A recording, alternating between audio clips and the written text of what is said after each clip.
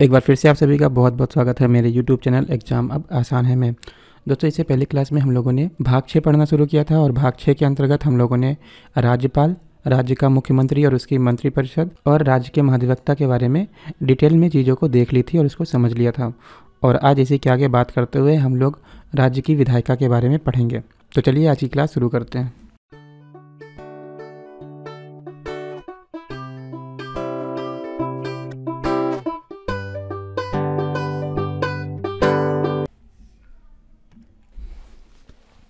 Okay, तो class शुरू करने से पहले आपसे एक रिक्वेस्ट है कि अगर आप इस चैनल पर नए हैं तो चैनल को सब्सक्राइब कीजिएगा और अगर आपको वीडियोज़ अच्छी लगती हैं तो आप वीडियो को लाइक भी कर सकते हैं।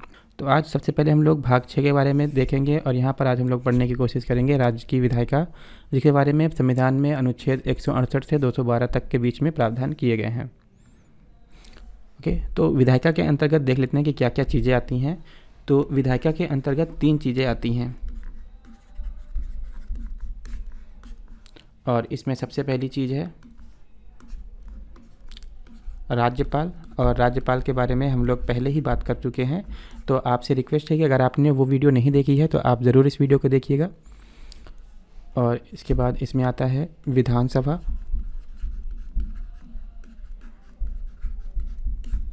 और इसके बाद विधान परिषद।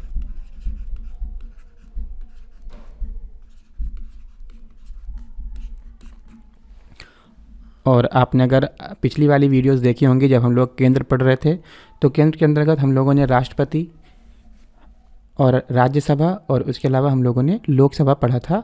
तो जो केंद्र में राष्ट्रपति की स्थिति है वो राज्य में राज्यपाल की है, जो वहाँ पर लोकसभा की स्थिति है वो राज्य में विधानसभा की है और जो केंद्र में राज्यसभा की स्थिति है वो राज्य में विधान परिषद की है। ओके, इसके बाद अनुच्छेद 173 और अनुच्छेद 173 बताता है कि विधान परिषद एवं विधानसभा जो इनके सदस्य होते हैं इनकी योग्यताएं क्या होगी, यानी कि विधान परिषद के सदस्य और विधानसभा के सदस्यों की योग्यताओं के बारे में ये अनुच्छेद जो है बात करता है।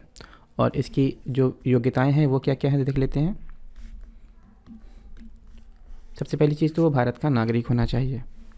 इसके अलावा वो ना तो पागल हो ना तो दिवालिया होना चाहिए।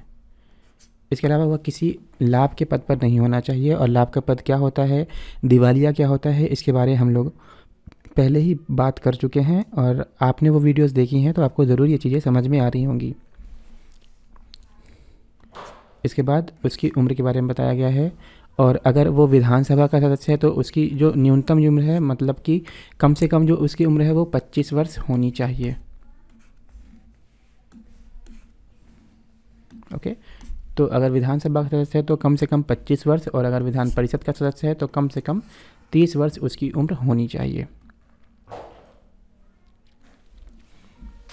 इसके बाद है अनुच्छेद 175 और इसमें बताया गया है विधानसभा में राज्यपाल के अभिभाषण के बारे में।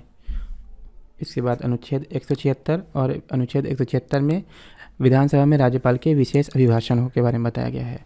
अभिभाषण क्या होता है, राज्यपाल जो है वो जब भी कोई सत्र शुरू होता है तो सत्र के शुरुआत में पहले राज्यपाल अपना भाषण देता है, उसके बाद किसी भी सत्र की शुरुआत होती है। किसी भी सत्र यानी कि जो साल का पहला सत्र होता है तो उस पहले सत्र में राज्यपाल का जो भाषण है वो होना अनिवार्य है और इसी के बारे में अनुच्छेद 175 और 76 के बारे में बताया गया है। इसके बाद है अनुच्छेद 178 और अनुच्छेद 178 में ये कहता है कि विधानसभा का एक अध्यक्ष और एक उपाध्यक्ष होगा, यानी कि विधानसभा में एक अध्यक्ष होगा और एक उपाध्यक्ष होता है, जिस तरह से लोकसभा में एक अध्यक्ष और उपाध्यक्ष होते हैं। ठीक है, और इसके बारे में क्या क्या प्रावधान किए गए हैं। सबसे पहली चीज़, विधानसभा में एक अध्यक्ष और एक उपाध्यक्ष होता है, बिल्कुल सही, जिन्हें विधानसभा के सदस्य अपने बीच में से किसी एक को चुनते हैं। यानी कि जो विधानसभा में अध्यक्ष और उपाध्यक्ष होंगे उनके लिए कोई अलग से निर्वाचन नहीं होगा। जो वहाँ पर सदस्य होंगे वो अपने बीच में से ही किसी को अध्यक्ष और किसी को उपाध्यक्ष सर्वसहमति से चुनेंगे। इसके बाद विधान परिषद में एक सभापति और एक उपसभापति होता है। ठीक है, जिस प्रकार से राज्यसभा में सभापति और उपसभापति होता है उसी प्रकार से राज्य विधान परिषद में भी एक सभापति और एक उपसभापति होता है और सेम इसी तरह से इनको भी अपने बीच में से ही चुना जाता है और जिसमें भी सबकी सहमति होती है।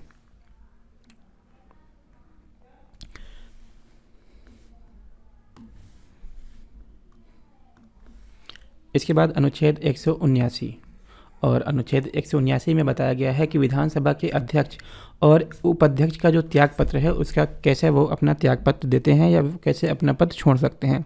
तो इसके बारे में प्रावधान ये है कि अगर विधानसभा का अध्यक्ष या उपाध्यक्ष कभी अपना पद छोड़ते हैं तो इसके लिए अगर अध्यक्ष छोड़ता है तो वो अपना त्यागपत्र उपाध्यक्ष को, और उपाध्यक्ष अगर छोड़ना चाहता है तो वो अपना पद अध्यक्ष को अपना त्यागपत्र दे सकता है।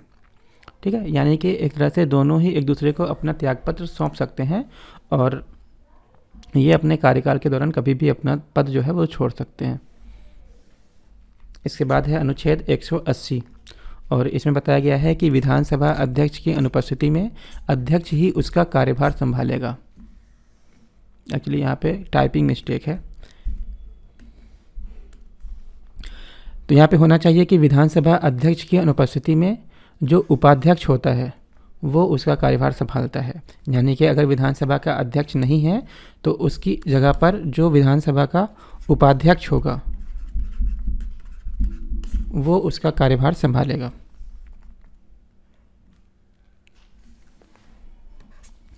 इसके बाद है अनुच्छेद 189 और इसमें बताया गया है कि विधानसभा की गणपूर्ति के बारे में। तो गणपूर्ति क्या होती है, पहले ही हम लोग बात कर चुके हैं इसके बारे में। तो गणपूर्ति जो होती है एक न्यूनतम संख्या होती है, यानी कि वह संख्या जिसके होने पर विधानसभा के कार्य का जो होते हैं वो चलते रहते हैं। यानी कि अगर इतनी संख्या है तो जो विधानसभा के कार्य हैं वो रुकेंगे नहीं। और ये न्यूनतम संख्या क्या है, 1/10।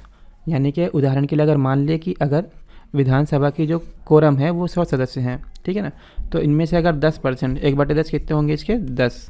तो अगर 10 सदस्य मौजूद है विधानसभा में तो जो विधानसभा की कार्यवाही होती है वो जारी रहेगी, और अगर 10 से कम होते हैं तो फिर जो कार्यवाही होगी वो जारी नहीं की जा सकती, उसको रोक दी जाएगी।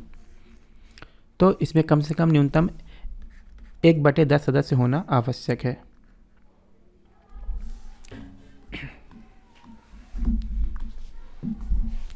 इसके बाद है अनुच्छेद 200 और अनुच्छेद 200 में बताया गया है कि राज्यपाल को यह अधिकार है कि वो किसी भी बिल को राष्ट्रपति को सौंप सकता है।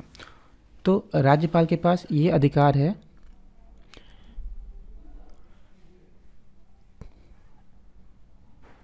तो राज्यपाल के पास ये अधिकार है कि वो किसी बिल को राष्ट्रपति को सौंप सकता है। तो ऐसा वो कब कर सकता है कि जब राज्यपाल को लग जाए कि जो राज्य विधानसभा या विधान परिषद के द्वारा जो विधेयक भेजा गया है उसमें केंद्र के विचार हेतु कोई विषय या कोई ऐसा तत्व मौजूद है जिसमें केंद्र का जो राय है वो ली जानी आवश्यक है।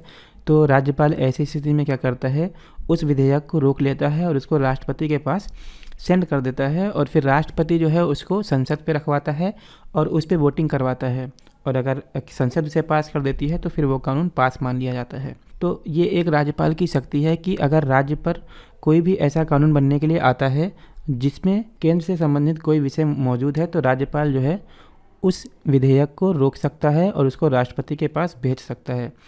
और ऐसा इसलिए किया गया है क्योंकि जो राज्यपाल है उसको सेंटर ही अपॉइंट करती है, हमने बताया था आपको पिछली क्लास में, और तो राज्यपाल के पास ये एक विशेष अधिकार दिया गया है हमारे संविधान में।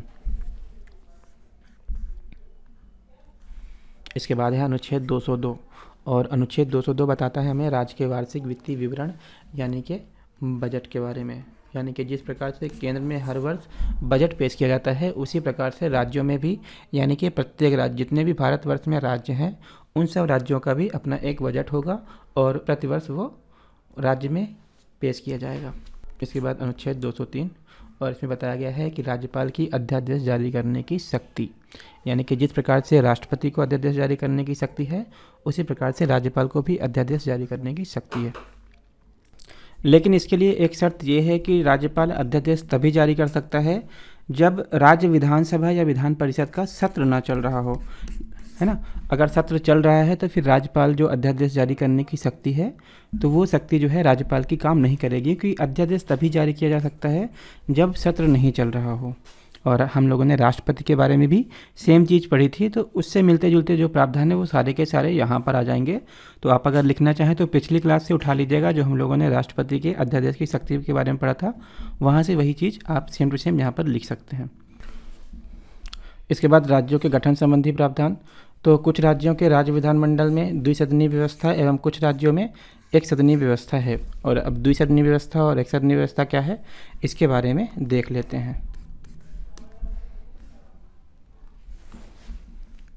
ओके, तो एक सदनीय व्यवस्था क्या होती है? तो एक सदनीय व्यवस्था ऐसी व्यवस्था होती है कि अगर किसी राज्य में एक सदनीय व्यवस्था है तो वहाँ पर सिर्फ और सिर्फ विधानसभा होगी, वहाँ पर विधान परिषद नहीं होगी। ओके, इसके बाद द्विसदनीय व्यवस्था कैसी होती है? तो द्विसदनीय व्यवस्था एक ऐसी व्यवस्था है कि अगर किसी राज्य में द्विसदनीय व्यवस्था है तो वहाँ पर विधान परिषद भी होगी और उसके साथ साथ विधानसभा भी होगी। ठीक है, तो यहाँ पर विधानसभा और विधान परिषद दोनों चीज़ें एक साथ अस्तित्व में होती हैं। तो यहाँ पर कुछ एग्जाम्पल हैं उन राज्यों के जहाँ पर द्विसदनीय व्यवस्था है, यानी कि विधानसभा और विधान परिषद दोनों चीज़ें मौजूद हैं इन राज्यों में। और ये राज्य कौन कौन से हैं? तो ऐसे टोटल 6 राज्य हैं। इनमें से पहला है उत्तर प्रदेश, दूसरा बिहार, तीसरा महाराष्ट्र, चौथा कर्नाटक, पांचवा आंध्र प्रदेश और छठा है तेलंगाना। तो ये 6 ऐसे राज्य हैं जहाँ पर द्विसदनीय व्यवस्था है, यानी कि यहाँ पर राज्य में 2 सदन पाए जाते हैं, एक विधानसभा और एक विधान परिषद। और इसके अलावा जितने भी राज्य हैं भारत में, वहाँ पर सिर्फ और सिर्फ विधानसभा पाई जाती है, विधान परिषद का वहाँ पर कोई भी रोल नहीं होता। ठीक है, अब देख लेते हैं विधान परिषद। तो विधान परिषद क्या होता है? सबसे पहले इसमें देख लेते हैं निर्माण एवं समाप्ति, यानी कि क्या विधान परिषद को बनाया जा सकता है और इनकी समाप्ति की जा सकती है। तो इसके संबंध में यह प्रावधान है कि किसी भी राज्य में विधान परिषद का निर्माण या समाप्ति संसद कर सकती है, यानी कि जिन राज्यों में सिर्फ और सिर्फ विधानसभा है तो वहाँ पर विधान परिषद बनाई जा सकती है, लेकिन ये तभी संभव है जब संसद कानून बनाकर पारित करे। ठीक है, और इसकी प्रक्रिया क्या होगी, यानी कि कहीं भी अगर किसी राज्य में विधान परिषद बनाना है तो उसकी क्या प्रक्रिया होगी, उसके बारे में देखते हैं। तो इसकी प्रक्रिया क्या है? सबसे पहले उस राज्य के, जिस राज्य में विधान परिषद बनाना है, तो वहाँ पर विधानसभा तो हर राज्य में है, लेकिन विधान परिषद सिर्फ 6 राज्यों में है। तो जिस राज्य में विधान परिषद बनाना है वहाँ के विधानसभा में एक प्रस्ताव लाया जाएगा, और वो प्रस्ताव कैसा होगा? विधान परिषद बनाने के संबंध में प्रस्ताव लाया जाएगा, और इस प्रस्ताव पर उस सदन के, यानी कि विधानसभा के विशेष बहुमत, यानी कि 2/3 मतदान से पास होना चाहिए, यानी कि उस पर 2/3 मत उसके पक्ष में होने चाहिए, तब जाके वो राज्य से स्वीकार किया जाएगा और ये प्रस्ताव पारित किया जाएगा। और अगर ऐसा हो जाता है तो इसके बाद फिर दूसरे चरण में पहुंचता है और फिर इसको संसद के पास भेजा जाता है, और केंद्र पर अगर ये साधारण बहुमत से पास कर दिया जाता है तो फिर क्या होता है, उस राज्य में विधान परिषद बन जाती है। लेकिन अगर राज्य में ये प्रस्ताव पास हो जाता है और संसद इस प्रस्ताव को अस्वीकार कर देती है तो फिर जो है ये विधान परिषद का जो प्रस्ताव है वो समाप्त हो जाता है और विधान परिषद जो है नहीं बन पाती। इसके बाद विधान परिषद का आकार, यानी कि उस पर कितने सदस्य होंगे, उसकी संख्या क्या होगी, उसके बारे में। तो इसके आकार के बारे में, इसमें अधिकतम सदस्य संख्या जो है वो विधानसभा की कुल संख्या का 1/3 होंगे, यानी कि अगर विधानसभा की कुल संख्या 99 है तो इसका 1/3 जो है वो होगा 33। ठीक है, तो ये है अधिकतम संख्या, और न्यूनतम संख्या जो है वो 40 है। तो ये मैंने बस आपको एग्जाम्पल के लिए बताया था। तो कम से कम 40 संख्या होनी चाहिए और ज़्यादा से ज़्यादा विधानसभा की कुल संख्या का 1/3।